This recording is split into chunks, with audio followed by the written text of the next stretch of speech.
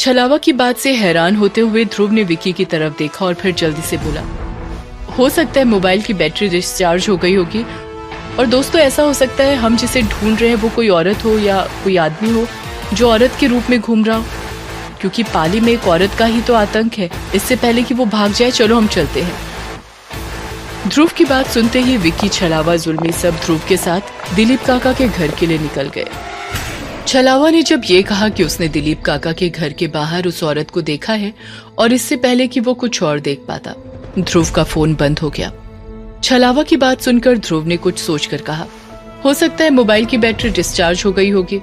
और दोस्तों, ऐसा हो सकता है हम जिसे ढूंढ रहे हैं वो कोई औरत हो या कोई आदमी हो जो औरत के रूप में घूम रहा हो, क्योंकि पाली में एक औरत का ही तो आतंक है। इससे पहले कि वो भाग जाए, चलो हम चलते हैं। ध्रुव की बात सुनते ही विकी, छलावा, जुल्मी सब ध्रुव के साथ दिलीप काका के घर के लिए निकल गए। चारों लड़के बड़ी फुर्ती से आगे बढ़ते जा रहे थे। इस वक्त सबके मन में अजीब सी हलचल मची हुई थी कि वाकई में छलावा ने जिसको देखा है वो कोई इंसान है या, लेकिन कोई अभी किसी नतीजे पर नहीं पहुंच पा रहा था। थोड़ी ही देर बाद ये सब लोग दिलीप काका के घर के बाहर पहुंच चुके थे, लेकिन वहां दूर दूर तक कहीं कोई नहीं था। बिल्कुल सन्नाटा फैला हुआ था, बस रात के कीड़ों की आवाज आ रही थी। वहां चारों तरफ देखने के बाद ध्रुव ने छलावा से कहा, यहाँ तो कोई नहीं है छलावा। लेकिन छलावा बेचैन नजरों से इधर उधर देखता हुआ बोला, मैंने देखा था, वो जो भी थी वो यहीं आकर रुकी थी। हाँ। छलावा की बात सुनकर विकी ने ध्रुव की तरफ सवालिया नजरों से देखते हुए कहा, ऐसा भी तो हो सकता है ध्रुव कि वो जो कोई भी था यहाँ से जा चुका हो। भला कोई इतनी देर यहाँ क्यों रहेगा? हो सकता है वो ये देखने आया हो कि गांव में माहौल कैसा है और वो देखकर चला गया हो। अगर वो कोई इंसान रहा होगा तो जरूर पकड़ में आ जाएगा, लेकिन अगर वो कोई और होगा तो हम क्या कर सकते हैं? तू समझ रहा है ना मैं क्या कहना चाहता हूँ? जुल्मी इन सब बातों से डरा हुआ भी था, लेकिन फिर भी उसने जैसे तैसे कहा, तो अब हम लोग क्या करेंगे? यहाँ थोड़ी खड़े रहेंगे। देखिए, अगर हमें इस वक्त किसी ने देख लिया ना तो बैठे बिठाए एक मुसीबत हो जाएगी। हमारी मानिए, घर चलिए, वहां जाकर सोचते हैं कि क्या करना है। जुल्मी की बात पर ध्रुव कुछ सोचकर बोला, हाँ हमें घर चलना चाहिए, क्योंकि अब हमें वापस उस वीडियो को बैक करके देखना पड़ेगा। मेरा मोबाइल स्विच ऑफ हो गया है। चलकर जल्दी से फोन चार्ज करते हैं और वीडियो को बैक करके देखते हैं। हो सकता है कुछ दिख जाए और कोई क्लू मिल जाए। ध्रुव की ये बात बिल्कुल सही थी, इसलिए सब बिना देर किए वापस घर की तरफ चल पड़े। घर पहुंचकर ध्रुव जल्दी से अपना मोबाइल चार्ज करने के लिए गया कि उसने देखा उसका फोन तो बिल्कुल ठीक ठाक सा चार्ज है, बस उसकी स्क्रीन ऑफ थी। ध्रुव को लगा कि शायद छलावा को समझ नहीं आया होगा, इसलिए उसने छलावा से कहा, तुमने तो कहा था मेरा फोन बंद हो गया था, ये तो चालू है, देखो। ध्रुव की बात पर छलावा हैरान रह गया, लेकिन विकी ने कहा, तेरी फोन की स्क्रीन ऑफ है, ये तो हम सबने देखी थी ना, तो हो सकता है कि उस वक्त फोन हैंग हो गया हो या कोई और बात हो। अभी चल जल्दी से उस वीडियो को बैक करके देख ले। विकी की बात तो बिल्कुल सही थी, इस तरह बात करके समय बर्बाद नहीं करना था, इसलिए ध्रुव ने जल्दी से वो वीडियो वापस से चलाया और उसे पीछे ले जाकर देखने लगा। उन लोगों ने करीब 1-1.25 घंटे तक पिछले वीडियो को देखा, लेकिन उसमें कहीं ऐसी कोई चीज नहीं थी जैसा छलावा कह रहा था। वीडियो में बिल्कुल खामोशी छाई हुई थी। ध्रुव ने हैरानी से छलावा की तरफ देखते हुए कहा, इसमें तो कोई नहीं दिख रहा है छलावा, तुम किसकी बात कर रहे थे? किसे देख लिया तुमने? छलावा ने जब देखा कि वाकई में इस वक्त मोबाइल में कुछ नहीं दिख रहा तो वो और ज्यादा घबरा गया, क्योंकि उसने अपनी आंखों से अभी कुछ देर पहले ही उस औरत को देखा था। छलावा ने ध्रुव से कहा, मुझे नहीं पता ये क्या हो रहा है मेरे साथ, लेकिन मेरा यकीन करो मैंने देखा था किसी को कुछ भी समझ नहीं आ रहा था कि क्या सच है क्या झूठ है। विकी खुद उलझन में था कि वो जो देख रहा है उस पर यकीन करे या छलावा जो कह रहा है उस पर यकीन करे, क्योंकि आंखों देखी चीज को झुठलाना आसान नहीं होता। और पाली में जिस तरीके की चीजें हो रही हैं, उसके बाद छलावा की बात को भी झुठलाना ठीक नहीं था। लेकिन विकी के कुछ भी कहने से पहले ध्रुव ने छलावा को शांत करते हुए कहा, देखो छलावा, हो सकता है ना कि तुम्हारे दिमाग में ये सारी चीजें चल रही हो, और उस दिन भी तुमने कहा था ना कि दिलीप काका के घर के बाहर काला साया देखा था, हो सकता है इसीलिए तुम्हें उन चीजों का। ध्रुव ने इतना बोला ही था कि छलावा ने झल्लाते हुए कहा, ध्रुव तुम फिर से वही कहना चाहते हो कि मुझे इन चीजों का वहम हो रहा है? बस करो ध्रुव, मुझे कोई वहम नहीं हो रहा है। ध्रुव ने छलावा को शांत करते हुए कहा, अच्छा ठीक है, हो सकता है इसमें कोई प्रॉब्लम हो गई होगी, कोई टेक्निकल इशू हो, इस वजह से ऐसा हुआ होगा कि कुछ सही से रिकॉर्ड नहीं है और हम कुछ देख नहीं पा रहे हो। ध्रुव की बात पर छलावा थोड़ा सा शांत हुआ। उसके बाद ध्रुव ने कहा, दोस्तों अगर वाकई में कोई टेक्निकल इशू है या जो भी है वो तो कल ही पता चलेगा जब हम शहर जाकर कैमरे को दिखाएं। उसके बाद ध्रुव ने छलावा से कहा, छलावा अब तुम सो जाओ, अब मैं थोड़ी देर इस पर नजर रखता हूँ। वैसे भी अब सुबह होने वाली है तो अब नहीं देखेंगे तो कोई फर्क नहीं पड़ने वाला। ध्रुव की बात मानकर छलावा चुपचाप जाकर तख्त पर लेट गया, लेकिन उसकी आंखों से नींद कोसों दूर थी, क्योंकि उसने जो देखा था उस पर उसे पूरा यकीन था। भले ही ध्रुव उसे झुठला दे या विकी के मन में शंका हो कि छलावा सच कह रहा है या नहीं, लेकिन छलावा जानता था और उसे ऐसी ही घबराहट उस वक्त भी महसूस हुई थी जब उसने काले साए को देखा था। उस वक्त भी उसने ऐसे ही पायल की छन छन महसूस की थी। इन्हीं विचारों में खोए हुए पता नहीं कब छलावा की आंख लग गई। अगली सुबह जहां एक तरफ ध्रुव और उसके सारे दोस्त गहरी नींद में देर तक सो रहे थे, वहीं दूसरी तरफ सुबह सुबह पुजारी जी हवेली पहुंच चुके थे। पुजारी जी के आने की सूचना पाकर तारा जल्दी से पुजारी जी से मिलने बड़े ठाकुर सज्जन सिंह के कमरे में पहुंच गए। पुजारी जी तारा का वहीं इंतजार कर रहे थे। पुजारी जी ने गौर किया कि आज सज्जन सिंह के चेहरे पर एक अलग ही सुकून के भाव थे। सुमेर जो कि अपने बाबा के पास ही बैठा हुआ था, पुजारी जी ने उससे पूछा, मैं देख पा रहा हूँ कि आज बड़े मालिक बहुत सुकून में नजर आ रहे हैं। पुजारी जी की बात सुनकर सुमेर ने अपने बाबा के हाथ को थामकर मुस्कुराते हुए कहा, आपने बिल्कुल ठीक कहा पुजारी जी। दरअसल जब से तारा आई है, बाबा को ऐसा लग ही नहीं रहा है कि बाबा को कुछ बोलना है। वो बस बोल नहीं पा रहे हैं, लेकिन उनकी आंखें और उनके भाव उनके हर एक शब्द को बयान कर रहे हैं। और तारा ने जिस तरह से बाबा का ख्याल रखा है, मैं तो हैरान हूं कि मैं बाबा का बेटा हूं या तारा उनकी अपनी है। सुमेर की बात पर पुजारी जी मुस्कुरा पड़े। इतने में तारा वहां आ गई। सज्जन सिंह के कमरे में आते ही तारा ने सबसे पहले पुजारी जी को प्रणाम किया।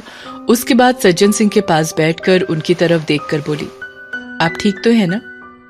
तारा की बातों में मानो जादू था। जो सज्जन सिंह की भाषा सुमेर सिंह के अलावा कोई नहीं जानता था, वो भी तारा समझ रही थी।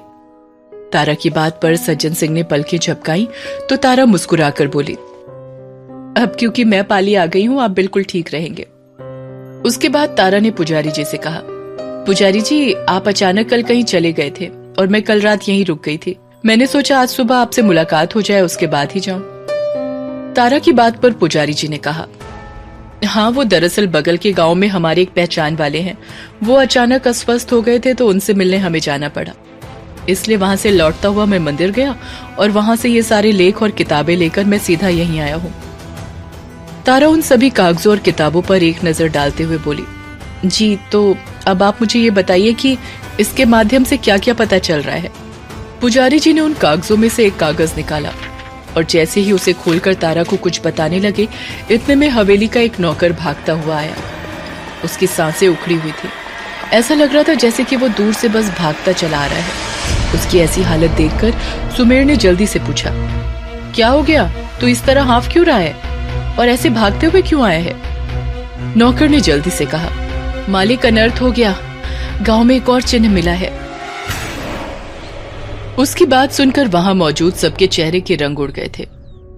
तारा ने हैरानी से पुजारी जी की तरफ देखा।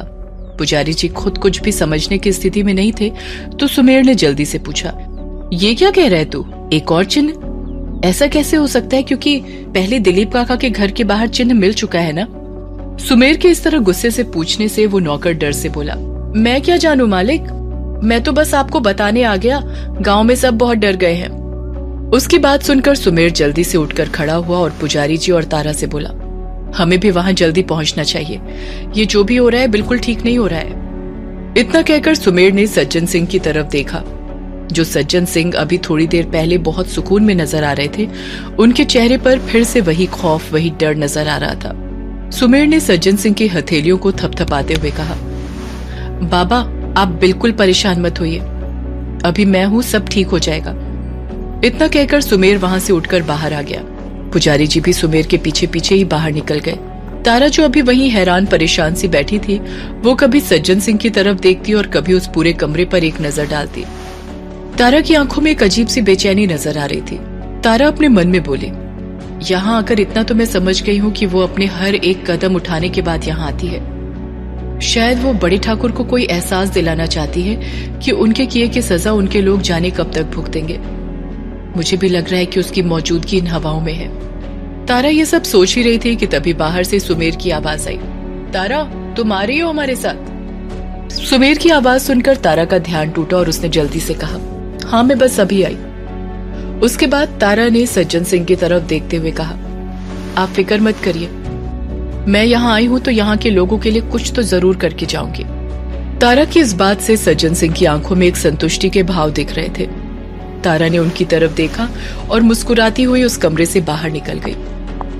अनन्या और सजनी जो अब तक सो रहे थे, तारा ने सोचा कि उन्हें भी उठाकर परेशान नहीं करना चाहिए, इसलिए वो सुमेर और पुजारी जी के साथ बस निकलने वाली थी।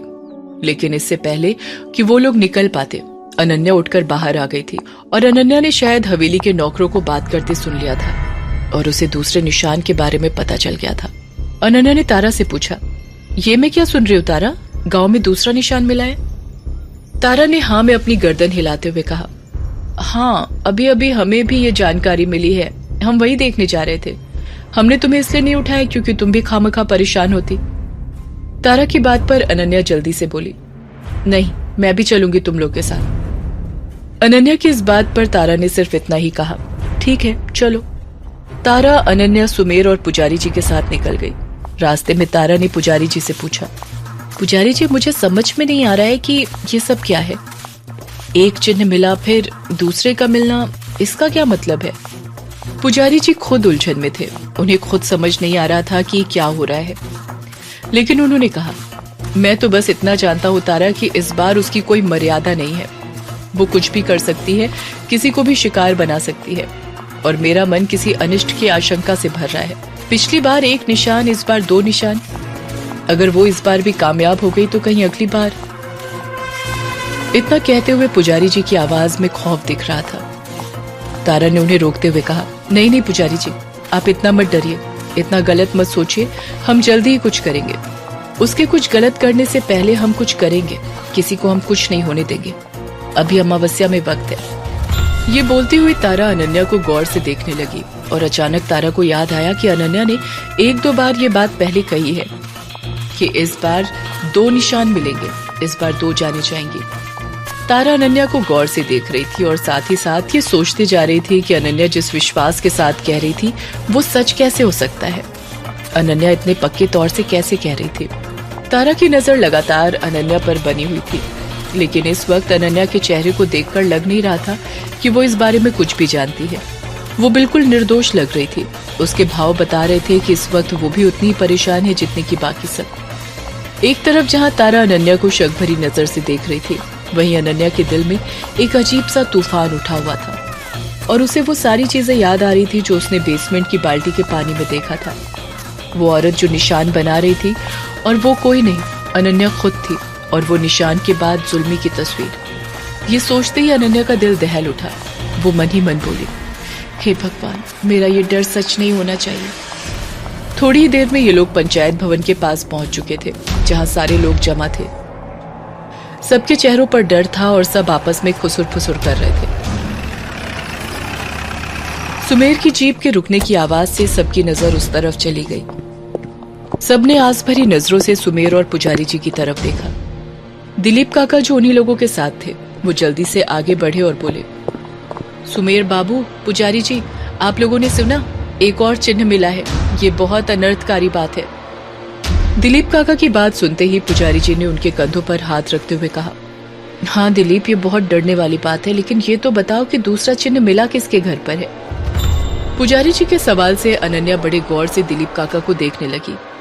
उसे अपने दिल की धड़कन बढ़ती हुई सी महसूस हो रही थी, जैसे उसे पता हो कि वो किसका नाम बोलने वाले हैं, और अनन्या का डर बिल्कुल सच साबित हुआ। दिलीप काका ने सबके चेहरे को देखते हुए कहा, वो दूसरा निशान जुल्मी के घर के बाहर मिला है। और इतना सुनते ही अनन्या को ऐसा लगा जैसे उसके पैरों में जान नहीं बची है और उसे अपना सर घूमता हुआ सा महसूस हुआ। उसको लग रहा था कि अब वो बिल्कुल खड़ी नहीं हो सकती है। उसने जल्दी से तारा के हाथ को कसकर पकड़ लिया और अनन्या के इस बर्ताव पर तारा हैरानी से उसकी तरफ देखने लगी। आगे की कहानी जानने के लिए देखिए अगला एपिसोड सिर्फ पॉकेट एफएम के यूट्यूब चैनल पर, और वशीकरण के सारे एपिसोड्स को सुनने के लिए डिस्क्रिप्शन में दी लिंक से डाउनलोड करें पॉकेट एफएम ऐप।